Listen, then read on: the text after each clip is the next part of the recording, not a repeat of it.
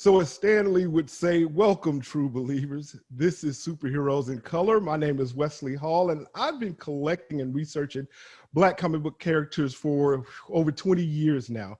A little while ago, my wife and I donated our entire collection to the Auburn Avenue Research Library in Atlanta, Georgia.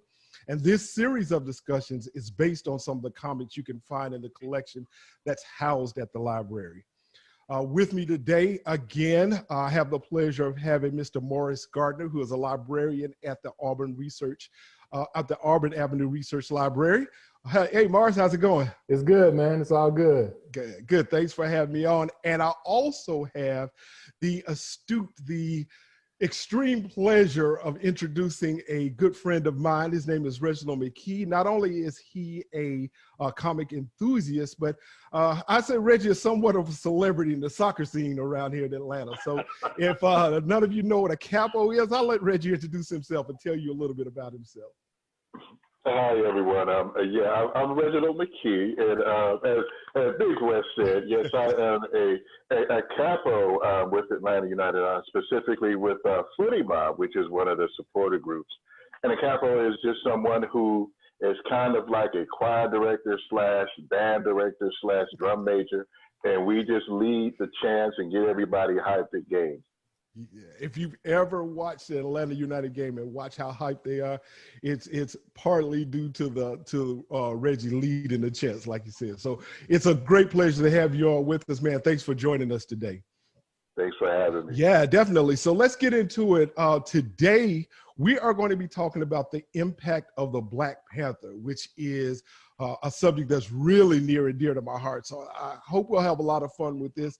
But we chose this topic today for a few reasons. First of all, because as we were taping the last episode of this, one of the things that happened right prior to that was Chadwick Boseman passed away. So RIP to Mr. Boseman, and we wanted to kind of pay homage to his contribution to not only the Marvel universe, but kind of to the industry, to the entertainment industry as a whole. So we're going to touch on him and his impact a little while later on this episode. But one of the things that's kind of interesting, that's very interesting about the Black Panther is that whole storyline is deeper than I think a whole lot of people realize. So we're going to try to touch on some of those topics today, and specifically how the Black Panther's evolution has kind of almost mimicked our own, because that's kind of the purpose of Superheroes in Color. We like to show how Black comic book characters and storylines reflect us in the culture, especially when you put it around the context of the time that they were in. So we're going to look at the Black Panther through that lens today. And so we'll take a step back and just kind of go through how Black Panther kind of came about and some of the things that happened almost for his journey up until today. And let's start with when Black Panther came into the whole comic universe. So back in 1966, which I'm going to go out on a limb, gentlemen, and say that predates all of us. It doesn't predate me by much, but 1966 predates. Just a little bit. Yeah, just a little bit. So the Black Panther's first appearance was in a Fantastic Four number 52 issue, by the way, which is in 1966. And that 52, 53, and 54 comic was, it's actually in the Auburn Avenue Library collection. So when we can get back in, we invited you guys to definitely come down and take a look at it. If you look at that issue, one of the things that's really interesting, gents, is you will see on the title cover where it talks about, you know, how this is the comic and talking about when Black Panther comes in and all that. I saw something that was really funny on that title page. There's a little blurb that says, voted the greatest tale of the month. And if you look down right under it, it says by Stan and Jack.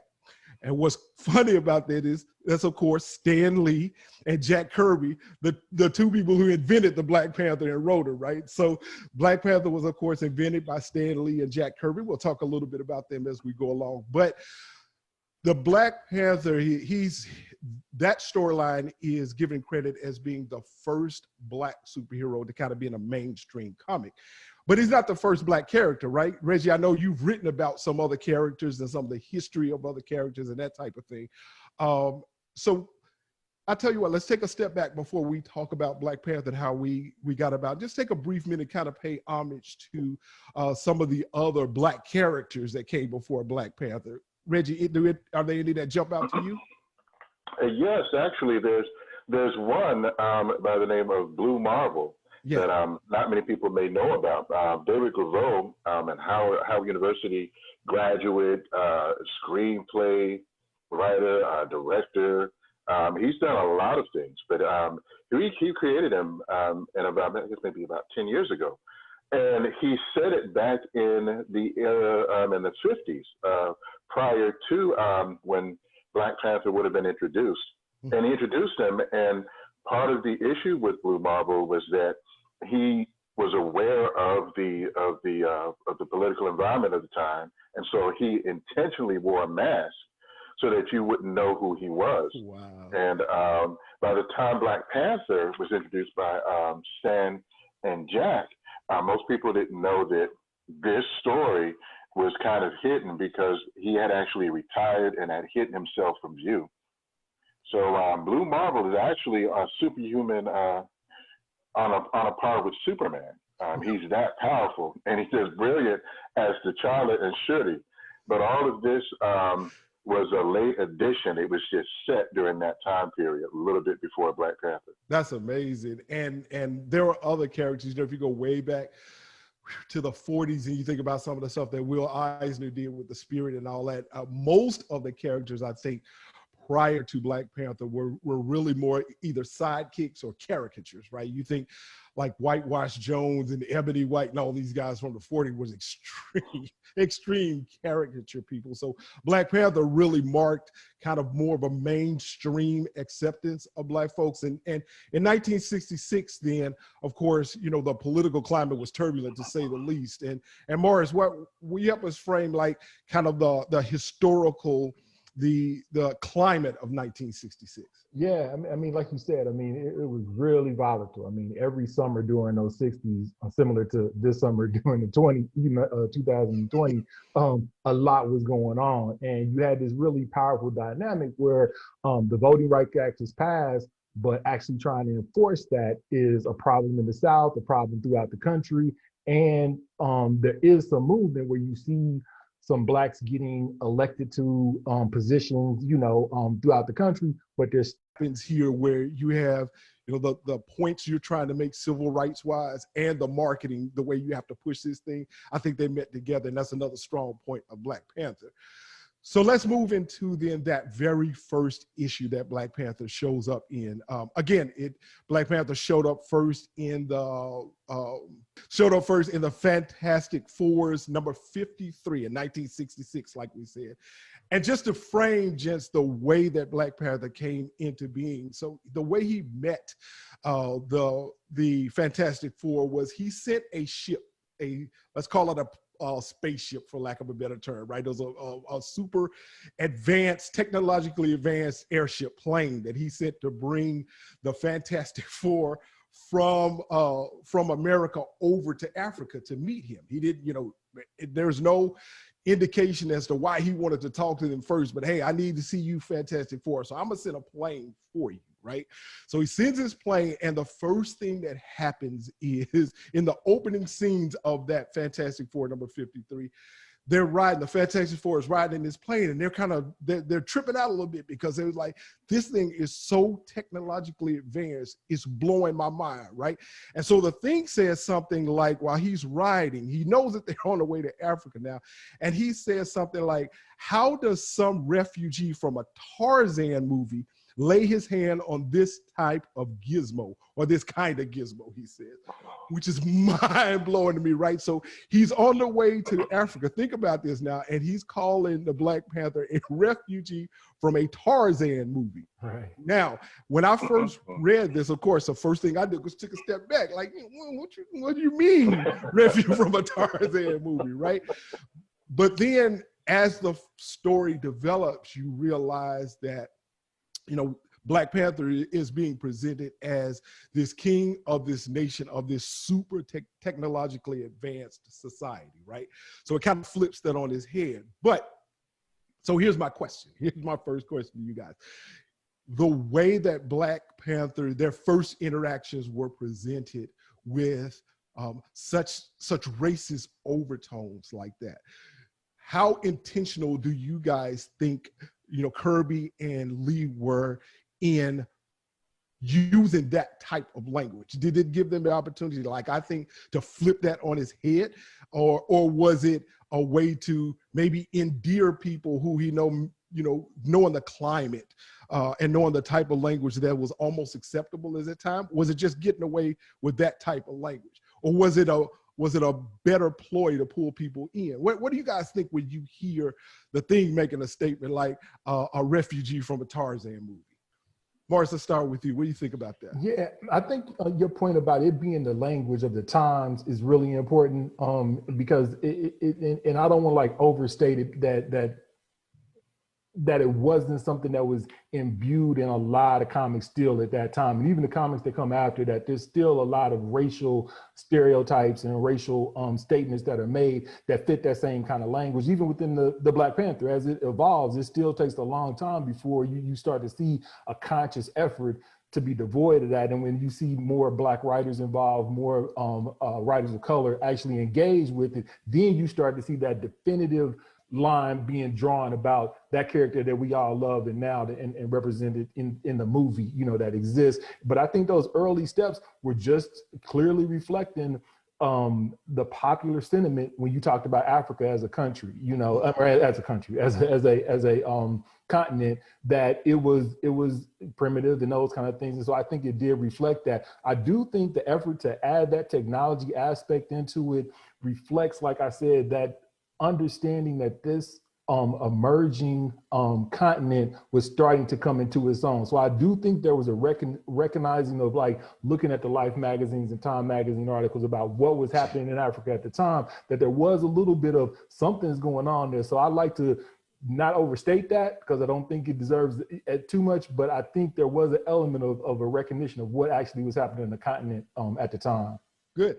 So, Reggie, do you think Kirby and Lee were intentionally using this language in order to flip it, or do you think it was just a reflection of where we were at that time?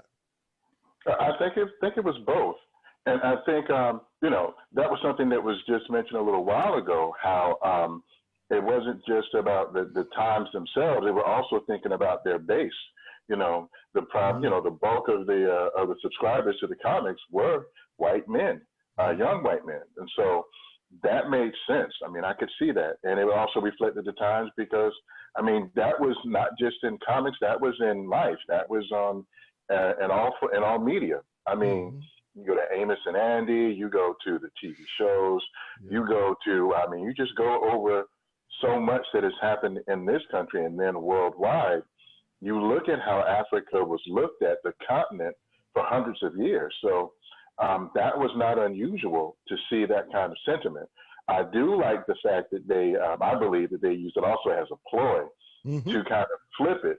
I mean, I hate to go here, but I really want to go here. But if you think about the Dogon, and you think about Mali and Songhai, there were African societies that were, at times 500 years ahead of Europe in terms of, science and also medical technology. So I like how they did that, because it kind of flipped it, and it brought a lot of interest to the character. Yeah, absolutely. I want to say, and maybe part of me is maybe a bit idealistic, but I want to say it was an intentional ploy to flip that as well.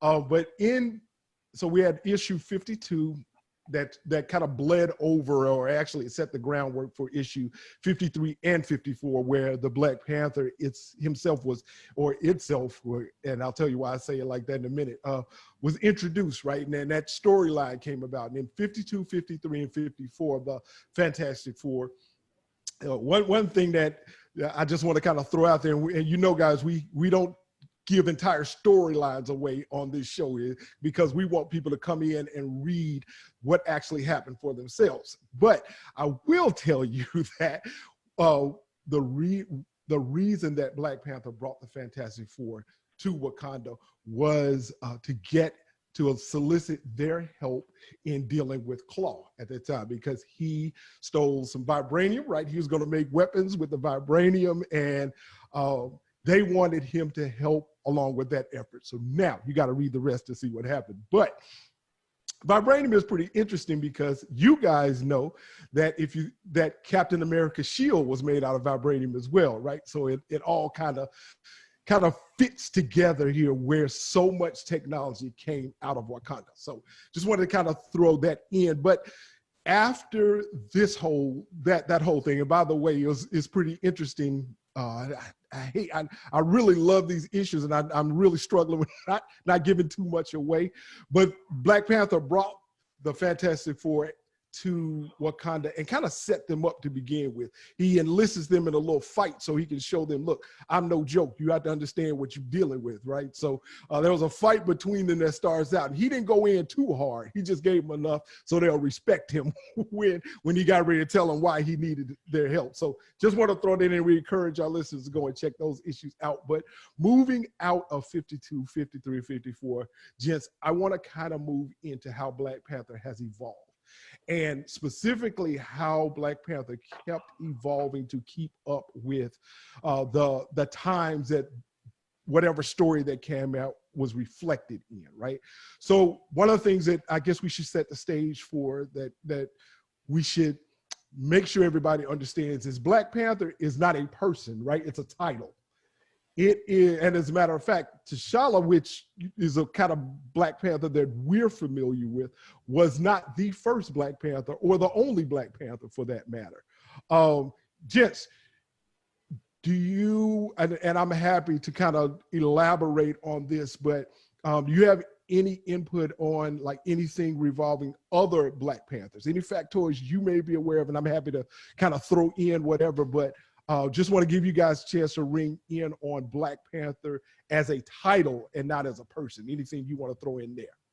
Well, I'll jump in really quickly, not speaking about a factoid or anything, but one of the structures of the Black Panther, I think that was genius right there in terms of how it connected culturally with the community in terms of ancestors and that kind of thing. Yes. I don't know how much that was intentionally done or not, but you really see how it's rooted in the culture. And even though it was crafted out of two white artists, crafting it, there were some real touchstones as to that ancestral understanding that's inherent in the Black community. So that was one thread that just I think spoke to a lot of people. And again, back to the time frame of the origins of the Black Panther, 1966, that was our first Kwanzaa was actually celebrated in the 1966. So there you see there's this kind of desire within the Black community to reconnect with the continent in various ways. And those elements about that ancestral lineage of the Black Panther was definitely a vehicle for that.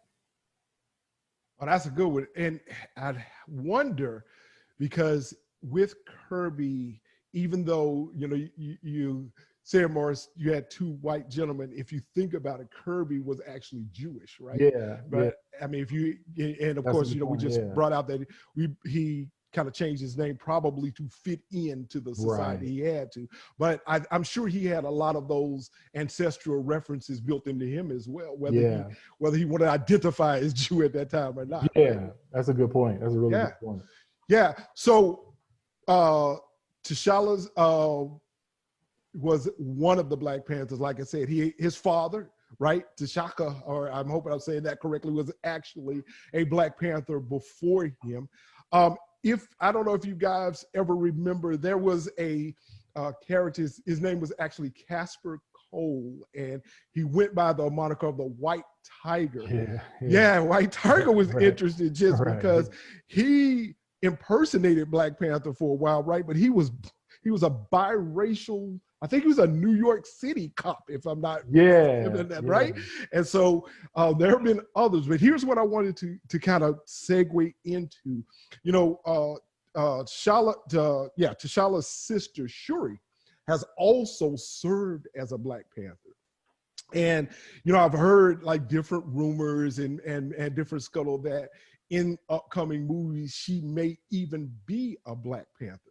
But one of the things that I find really interesting, especially if you parallel the time that we're living in now, the whole, I don't guess feminism is a real term anymore, but let's say women empowerment, right? That's as strong an issue as, because we got a very strong female candidate for vice president, right? So we have very strong female empowerment now. And the thought of Shuri being a potential Black Panther, maybe even in the movie that's coming up, or if you look at the Dora Milaje, right? The women that protected Wakanda fiercely, right? Yeah. Let's touch on, if you will. Just want to hear your thoughts, gentlemen, on how Black Panther helped bring out not only African American empowerment, but female empowerment as well. Reggie, anything you got for that? Yeah. I wanted to say that the empowerment was just the way it was presented, not just in the movie, but in the later stages of the comics when Reginald Hartman, I think, had started writing. It was just seen as a natural progression. Yes. It wasn't seen as a statement. It wasn't seen as, oh, we're going to, it was just a natural extension of their society. Because it wasn't just that they were advanced technologically, but socially they were more advanced in the sense that everyone was treated equally. Everyone had equal footing. You had good and bad female and male characters. In the comics, it was T'Challa who was the genius. It was T'Challa who had the mind on the level of Reed Richards and the Fantastic Four. But to see Shuri, she was actually the brains behind a lot of their technology, whether it was the Kimoyo Beads or how they use vibranium. That was brilliant. And I think it was empowering for young girls and women to see themselves reflected in that manner in the later stages or the latest iterations of Black Panther. It was great. Yeah.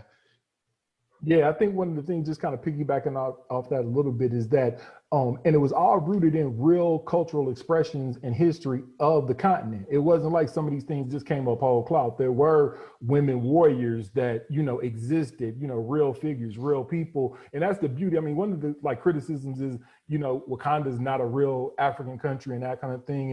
And that's maybe a valid criticism. But one of the things I found actually fascinating about it, they were able to pick these really rich pieces from all these different cultures and kind of bind this kind of aspirational, kind of existence, picking these pieces. And that female empowered piece was definitely something that enriched the story and really gave, again, that intersection of, young women are going to start to pick up this comic and wear the t-shirts, but also at the same time, really have a strong, Black feminist lens on it. With Roxane Gay coming in and actually writing out those later comics, she really brought that in full force. So it was behind the scenes as well, not just, again, a surface where it wasn't an own voice kind of thing. She was actually engaged with, continuing those narratives. Yeah, and that's a great point that you bring out, because I think back to when Christopher Priest started writing, and Margie, you brought out a little earlier how the context and the dialogue changed to maybe start to weed out some of those kind of negative connotations and those negative references, and how you can see really almost the characters, these are superheroes. So I hasten to use the word normalized, right? But you can see how their speech was almost normalized at some point, which is a kind of segues into the great point that Reggie made is that there was not, even I think when the Black Panther started, there was not this intentional, overt, hit you over the head statements about anything civil rights, about the way we get along, right? There was, a matter of fact, and I want to talk about some of you guys' favorite, maybe Black Panther moments, some of the things that kind of stick out to you. But one of the things that sticks out to me is there was a issue, and I'm trying to think, I think it was around 1973 or so, because Black Panther, when he went out and when Black Panther started to get his own storyline, it started in the Jungle Action series, right back in the 70s. And around, I think, issue 6 or so of that series, there was 3 issues where the Black Panther took on the Klan, right? Yeah. So it was Black Panther versus the KKK, which is some amazing covers. If you go back and look at those, or if you get to come down to the Auburn Avenue Research Library and look at the collection, you will actually can see those covers. But it was, there you go. There you go. That's the cover I'm talking about. Yes. That was an amazing, but you know, we talk about overt hit you over the head. Now that was a little bit hit you over the head right there, right? But what happened was there was even a time, and I apologize, I don't know exactly when this happened, but there was a post that was put on social media that went semi-viral a while ago, and it said the way that this particular issue that we're talking about, the way that it came about was Marvel told Kirby and Stan Lee didn't write that, I'm sorry. When Jungle Action came in, McGregor was actually writing then.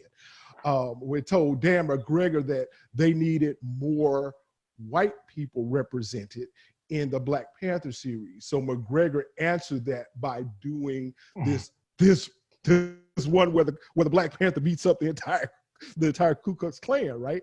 But that turned out to be false. That was a false narrative. That never happened. He obviously was never told that, but it shows how fake news can kind of, and that parallels a lot about today, right? How fake news it can take on. That's right. But what I wanted to kind of segue to is we're talking about some of the moments that stand out for us now. That moment stood out for me, not only because it was such a bold kind of statement because there was one issue, I think in that second issue of the series where Black Panther is actually up on a cross, right? And he's looking down at him and the Klans got on their hoods. Torches. And looking up at him. Yeah, it's some bold comics, and that stands out to me. But it's also amazing. If you look through that Jungle Action series, that's where the Black Panthers storyline started evolving, right? Yeah, and I think it's rooted in when you look at like the progression of Black pop culture. I mean, you right in the thick of the Black exploitation. Yes, that's what I wanted to do. Superfly, and these, you know, people are taking on the man in this very visceral way, 3 the hard way. Yes, so it becomes that, you know, it's this almost overtly aggressive stance that recognizes, you know, that kind of racism and that kind of whatever. I mean, one of the things I think that I just want to mention real quick when you're talking about it, I do like some of the conversation about, you know, that they didn't take a total stance that was just hit you over the head, but even the concept that they stuck with the concept of the Black Panther, the actual name speaks volumes. There's a nuanced understanding within the Black communities from Huey Newton, and there's even documentation of it being a Black soldier battalion in World War II. I think it was the tank battalion that was called the Black Panthers, and that was their insignia, you know, during the war. And so there was a strong understanding that I believe that couldn't have been missed by Stan Lee and Kirby when they said that was going to be the name. So even that name stuck and you know, was adhered to the character, you know, throughout this evolution, was a really big statement. But those pieces fit firmly within the direction of pop culture, particularly Black pop culture, in that Black exploitation time frame. Yeah, we're definitely one of the shows that we definitely have to do is around Black exploitation, right? Because or Black exploitation, like they call it, because you had characters like Black Goliath and Brother Voodoo and all those guys back in those days. Yeah, you remember those, Reggie? Did any of those characters strike a chord for you? Yeah, I remember Brother Voodoo was introduced. What was that? The Marvel 2-in-1? Yes. When the Thing and T'Challa had to deal with him. Yes, that's it.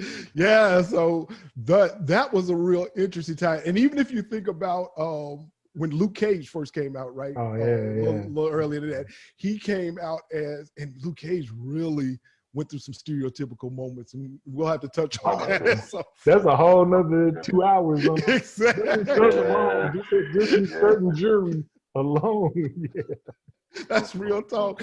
I don't know if you guys ever watched the series, the Luke Cage series, but there was a really nuanced thing and I don't remember, honestly, guys, what was happening, but I think he had just gotten I want to say out of jail, or he gotten out of somewhere, and He had when he got escaped from that assigned, I guess, that facility. They were doing experiments on. That's right. He got out of him. He had on the yellow shirt and the hair, and he looked at a reflection of himself. He looked at a reflection, and he said, "I look like a damn fool." Remember that? And I thought, if you understand where Luke Cage comes from, that's a really deep statement right there. Yeah. So we'll definitely touch on him as we go along. But so that whole Klan episode, that whole Klan stuck out to me, guys. And you know, as like I said, as we move through Jungle Action, and that's where Jungle Action is, by the way, where Killmonger is first introduced in that series.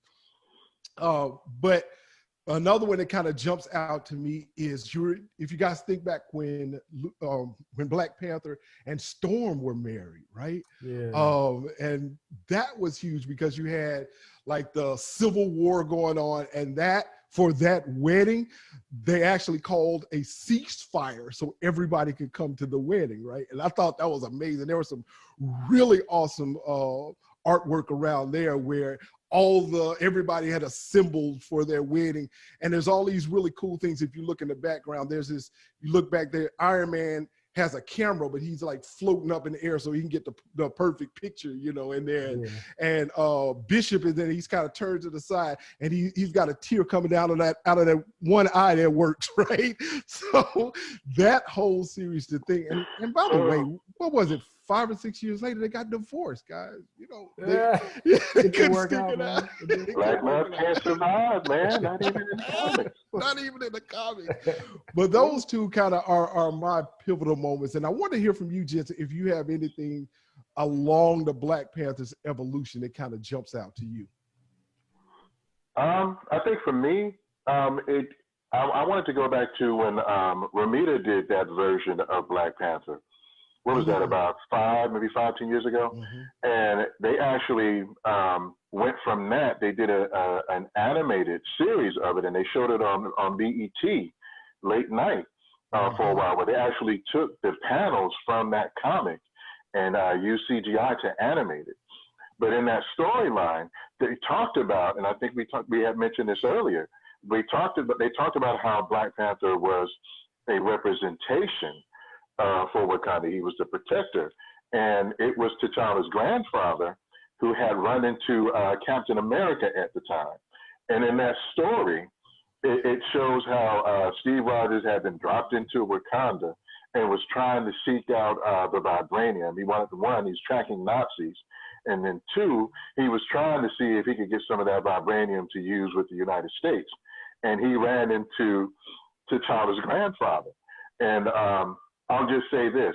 He was a little arrogant, and he kind of personified America at that time, a little full of themselves. And so he didn't take it too seriously, and so he had to learn a lesson.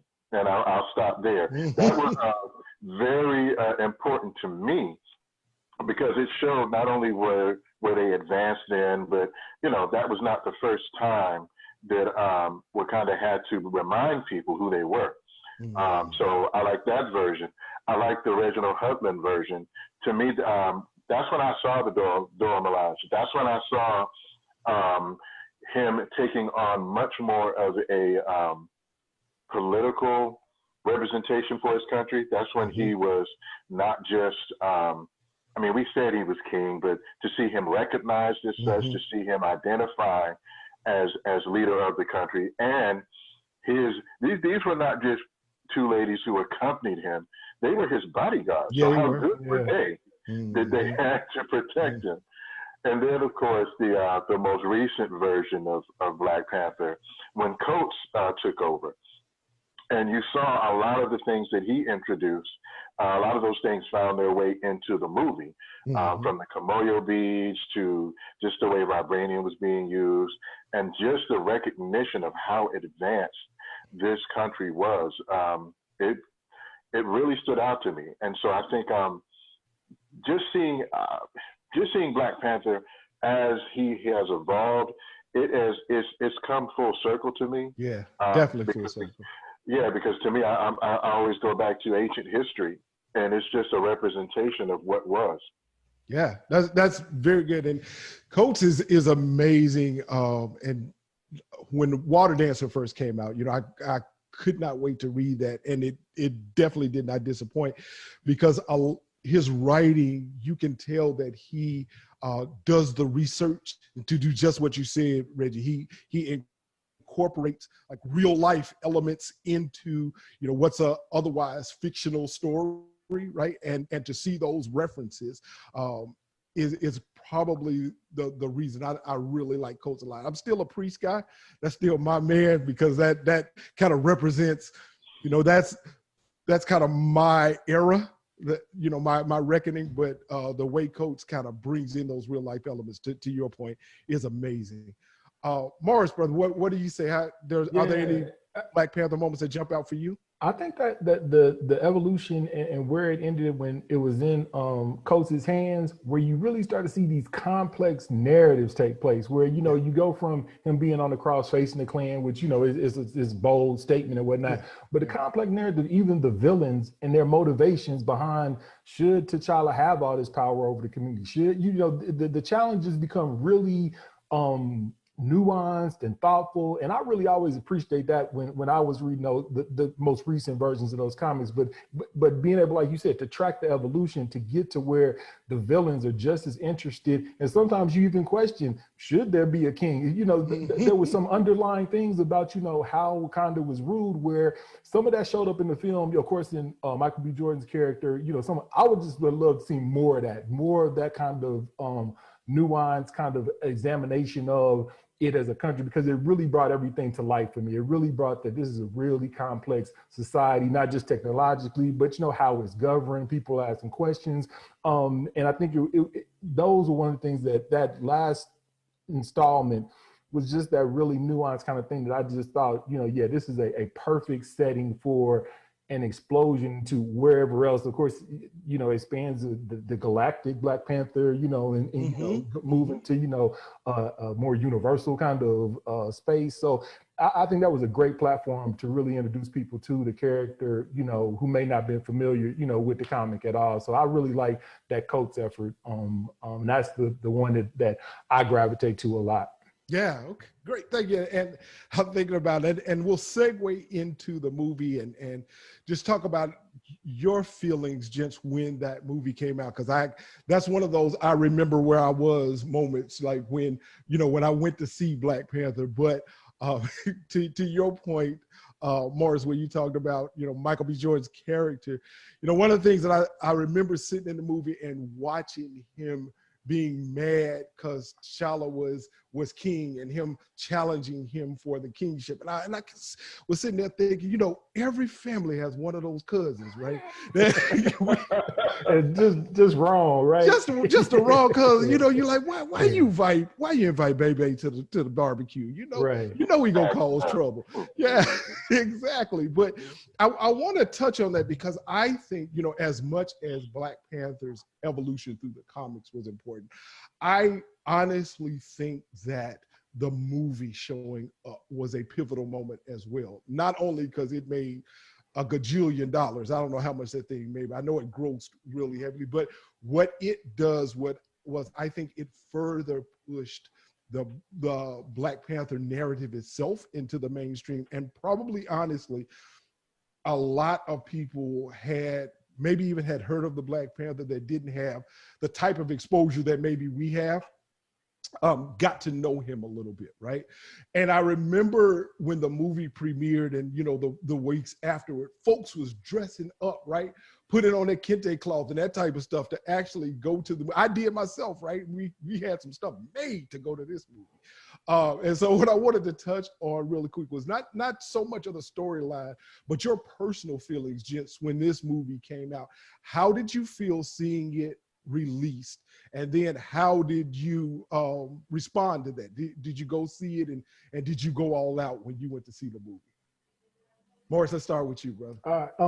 Yeah, I mean, the only thing equivalent that I had to for me personally was when Roots came out. That there was this collective kind of Black consciousness that had totally adhered to this event of this film coming out. And it was one of those things that you took everybody. It didn't matter how old you was or whatever. I mean, you really took the whole family, you know, grandmothers was in there. So it really was. And I think what it tapped into, for me and the people that I saw it with, is that it had this aspirational kind of feel to it that affirmed Blackness in a really significant way, as terms of the women within the film, their skin color, how it was, you know, all those things were like really important. And I think the creators of the film paid particular attention to that. They didn't miss any of those touchstones within affirming Blackness that has rarely been done, you know, in cinema. And like Roots is the only thing I can like touch on. And I didn't do the full regalia and all that, you know, I didn't go that far.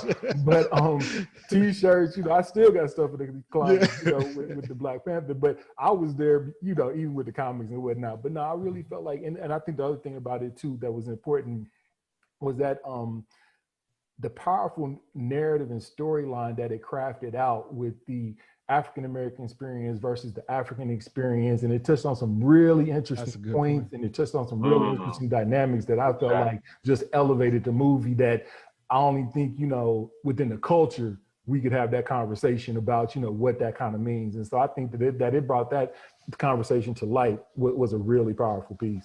Excellent point. What about you, Reggie? How'd you respond to the movie coming out? Oh, I went all out. I went all out. The whole family did. The whole family did. So, you know, we had our regalia, and ironically, it was the same weekend that my twin boys, they turned 21. And so they were in school at the time, and so they invited their friends to a nice birthday dinner. And so everyone showed up to dinner dressed up in regalia. We left there, and we went as a family down to Atlantic Station. That night it premiered, and everybody was regal, and it was so beautiful to see that all these people waiting to see the movie. It was just, everyone was in regalia. I would have thought it was a crowd. I would have thought it was, you know, I would have thought I'm in Abuja or somewhere. I mean, I was sitting here like, wow. Yeah, and that's everyone amazing. was just so proud. And so the thing is, my father and his wife, my father and my stepmother, they flew down. My in-laws, they flew in. And so it was this cross-section of generations to go see this movie. And so I remember I was in the theater at one point, and I believe it was the first scene when T'Challa went to visit his ancestors and he wanted to see his father. Then the theater was lit up and you could kind of look around. So we were kind of in the middle of the theater, and I looked around just to kind of see people's reactions, and just kind of, and everyone was just 100% into the movie. Everyone was just completely into it. And the fact that it touched on so many different aspects, like you all were just saying about African versus African-American culture, it tried to answer some of the questions.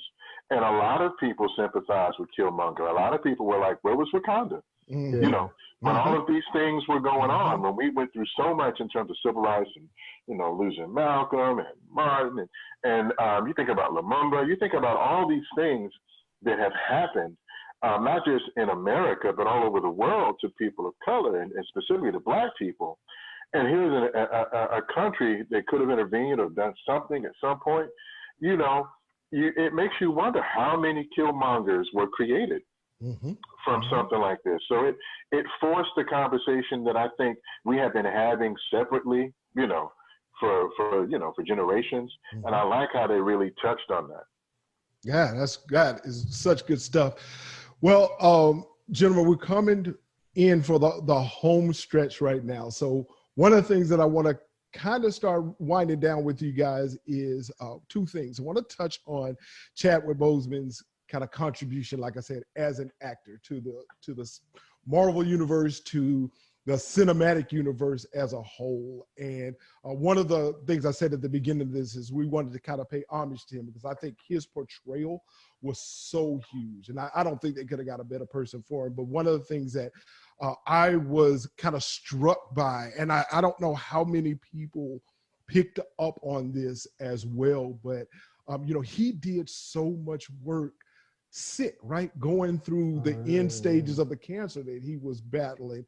And he went about his work. He handled his business through that all. So I think that's such a big testament to him and such a big takeaway I took from like hearing his kind of after stories, the moratoriums afterwards.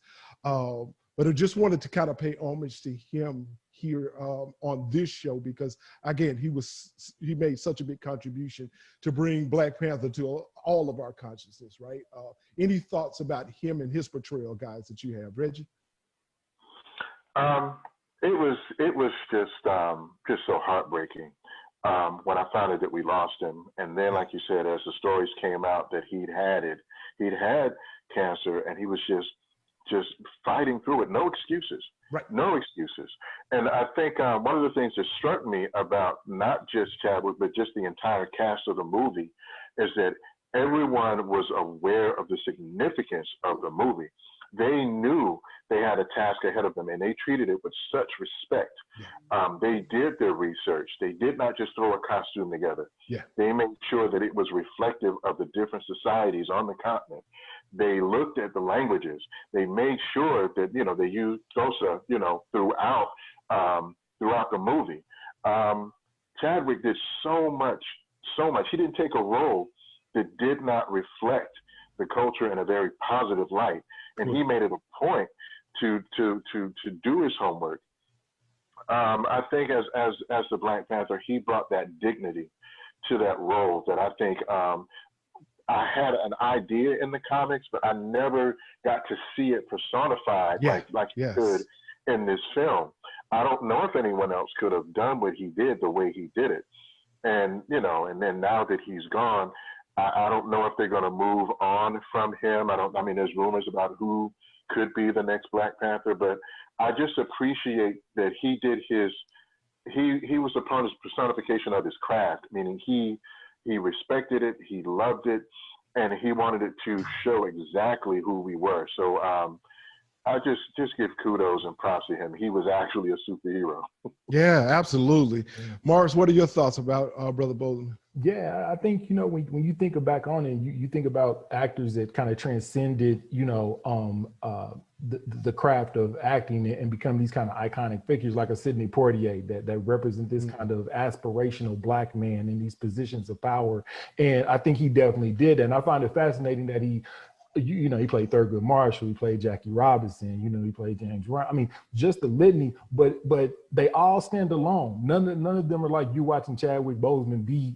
He really brought what it was to, be those people with the dignity and pride. And particularly with the Panther, one of the things that I felt like was what he did was he anchored the film in all of that. You still could have all those special effects, you could have all the things, but that humanity that he brought to the character and anchored it. But then what I liked about the film was that vulnerability that was played out, that the community is what actually saved Wakanda. It wasn't this superhero that was invulnerable and could come in and save the day. And that was a message that I really thought, tied in well to, the Black experience, overall, that at the end of the day, it was the community, including them brothers who had to come in, and save the day, and so that was a really important point. And even when you look at the villain, I really liked, and I would even liked it more, but I really liked the complex relationship that he had with Michael B. Jordan. And I felt like, I wish they wouldn't have killed him off. I wish they somehow kept that tension going, because that's always been the dynamic of the comics, right? It's always that villain that creates that tension. And I think those were the things. And I think he was kind of his Batman to the Joker kind of thing. On some level, that tension was a really strong anchor. But in terms of what Chadwick Boseman did with the piece, it was just, you could tell he was groomed from South Carolina to Howard to whatever to actually be that for our people, and he brought all of that experience, to it. And in his passing, you just saw the outpouring. You did see far beyond just the actor. It was far beyond, just somebody who had played a role. It truly meant something to the community. Yeah, thank you. Definitely. Well, gentlemen, it has been an absolute pleasure. Thank you for your time, your insight, your expertise. We like to wrap up our episodes with a little section we call What Say You? And in this What Say You, what I would like to hear from you guys is, what say you about the future of the Black Panther in either comics or in maybe some future, cinema to come, whatever you like to touch on. What say you about the future of Black Panther? And Reggie, since you're our special guest for the day, let's start with you. What say you about Black Panther's future? Oh, Black Panther's future. I think the sky's the limit now. I think they've made the introduction. Now you know who Wakanda is. You know what the Black Panther represents. I think culturally, I think in terms of science, I think in terms of just how everyone is treated within that society. I think now they can take it there. I think they can take it to that next level. So what say I? I say I'm looking forward to more of it, and I think now we have what we've always needed in terms of that representation. Yeah, great. Morris, what say you about the Black Panther's future? Man, I am on Team Shuri, man. I think she's the future of the Black Panther. So whatever goes down, man, I think she's the central catalyst for how it all happens, man. And what's beauty of it, like when it's like when they say you nominate a Supreme Court judge when they're 40, they that person for life. She's young, we're gonna see her evolve, throughout the next 2 decades and see where that character goes. But I really feel like the way that it was portrayed, the actress, and I don't remember her name, but the actress that portrayed her was like amazing. And I think that is really going to be a touchstone that anchors any future movement in both the comics, and the films. I hope so. I just really love that character. Yeah. So my what say you, gentlemen, is like Morris. I am Team Shuri all day long. I think that not only is she, a great representation of the future of Wakanda and of the brand itself, but she brings in a whole new side of a demographic to bring in, right? So you get the whole female empowerment thing that's really working. I like that storyline from even a marketing perspective, right? It just works on so many levels. And my other what say you is, can Black Panther and Storm get back together, right? Can we rekindle this relationship? I mean, I don't know, it's going to be hard to replace Chadwick in that role if we talk about cinema. So I don't know if we ever truly see that play out on screen, but certainly in the book, maybe we can see that play out. That might be an interesting, that'll make for an interesting storyline if that can happen as well. Yeah. And that's another topic, Black love in the comics. There we go. There we go. Stay tuned, ladies. Stay tuned, ladies and gentlemen.